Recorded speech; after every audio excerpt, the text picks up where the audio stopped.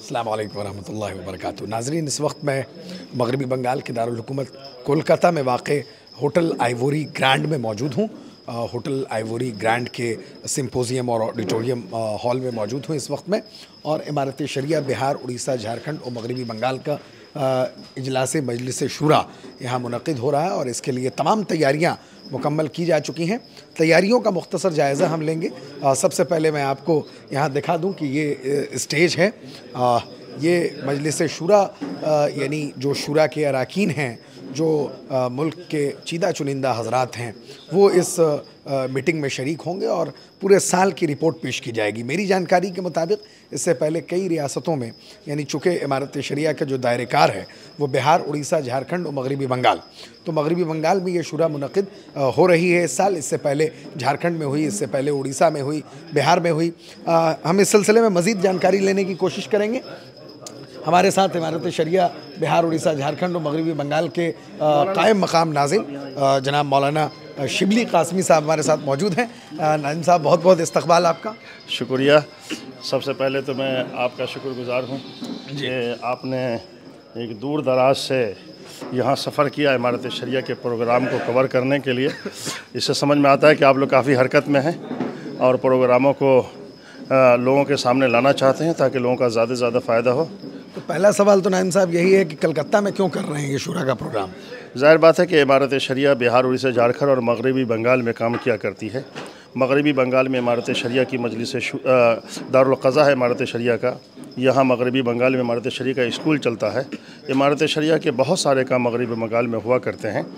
तो हज़रत अमीर शरिया दामत बरकातुहुम ने यह तय फरमाया कि इमारत शरिया के जो भी हलक़े कार हैं वहाँ मजलिस शूरा होनी चाहिए ताकि वहाँ के लोग भी इमारत शरिया से जुड़े और हम भी वहाँ पहुँच करके वहाँ की ज़रूरियात को, उस रियासत के मुसलमानों के जो तकाज़े हैं उन तकाज़ों को समझ सकें। शूरा क्या होती है और शूरा के जो अरकान हैं वो किस तरह से हैं, कहाँ कहाँ के हैं, क्या मुख्तसर इस प्रोग्राम में होने वाला है?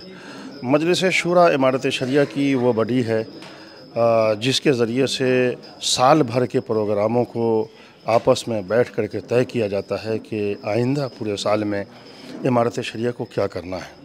पिछले साल इमारत शरिया ने क्या किया, वो चीज़ें पेश की जाती हैं ताकि जब आप सामने बात आती है तो उसकी अच्छाइयों को और आगे बढ़ाने का मौका मिले।